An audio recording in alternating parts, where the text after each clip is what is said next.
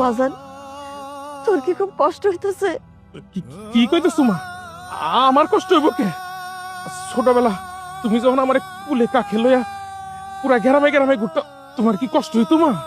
আমার কোনো কষ্ট হইতাছে না। আমার মনে হইতেছে আমি আমার বাচ্চারে দোলনায় দোল খাওয়াইতাছি। তো তুমি আমার লেগে দোয়া কইরো মা।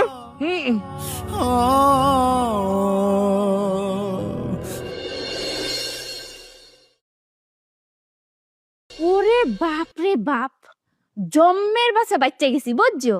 ওই বাড়িতে যদি থাকতাম তাহলে জীবনটা এককালে তেনা তেনা তেনা তেনা হয়ে যাইতো বুঝছো।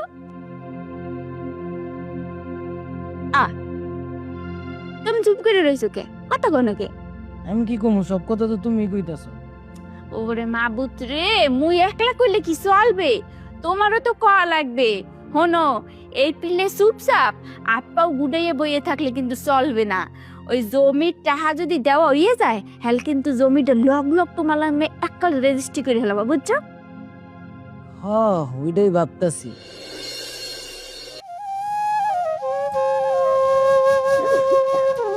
মাগো, তোমরা তো ওষুধ টষুধ সব খাওয়াই দিছি, তাইলে আমি একটু গ্রামে ফেরি করে আইবা। হ্যাঁ, আল্লাহ ভরসা। কেউ মদ বেচা দুধ খায়, কেউ দুধ বেচা মদ খায়। আমি মদ দুধ কোনোটাই বেশি না, আমি টাকা বেচা সুদ খাই। আসসালামু আলাইকুম। ওয়ালাইকুম আসসালাম।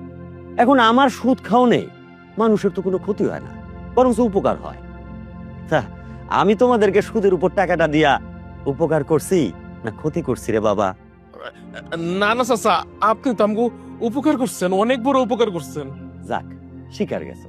এখন আমারে কও, যদি উপকারী কইরা থাকি তাহলে তোমরা আমার ক্ষতি করতেছো কেন রে বাবা? ভাইজান, আমরা আপনার ক্ষতি করতে যাবো কেন? আল্লাহ, আমার জমি জায়গা আমারে বুঝাই দিতেছো না, এই বাড়ি ছেড়ে চলে যাইতেছো না, এটা কি ক্ষতি না? হ্যাঁ, এখন এই মুহূর্তে তোর মায়ের লইয়া এই বাড়ি ছেড়ে চলে যাবি। চাচা, আপনি এটা কি কইতেছেন? আমার অসুস্থ মা, আমি হেরেলে এখন কই যাবো? একটু রহম করেন চাচা, আল্লাহর রাস্তে একটু রহম করেন। কই যাবে কি করবি সেটা তো আমি জানি না। আমি তো এই এলাকার সবার দায়িত্ব নিয়ে রাখি নাই। ওই, আমি হইলাম সুদখোর, আমি জনপ্রতিনিধি না। তোরা কই যাবি এটা তোর দায়িত্ব।